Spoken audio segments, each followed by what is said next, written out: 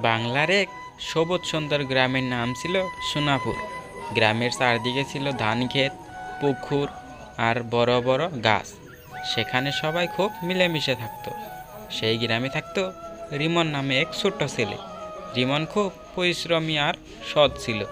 প্রতিদিন সকালে সে তার বাবার সাথে মাঠে যেত এবং কাজে সাহায্য করত। কাজের ফাঁকে সে বই পড়ত এবং নতুন কিছু শেখার চেষ্টা করত। একদিন গ্রামের কাছে বড় ঝড় হলো। অনেক গাছ ভেঙে গেল, ঘরবাড়িও ক্ষতিগ্রস্ত হলো। গ্রামের মানুষ খুব চিন্তায় পড়ে গেল। তখন রিমন একটা ভালো কথা বলল, আমরা সবাই যদি একসাথে কাজ করি তাহলে আবার আমাদের গ্রাম সুন্দর হয়ে উঠবে।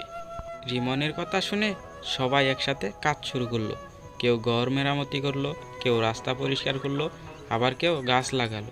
কয়েকদিনের মধ্যেই গ্রামটা আবার আগের মতো সুন্দর হয়ে গেল। সবাই রিমনের বুদ্ধি আর সাহসের প্রশংসা করলো।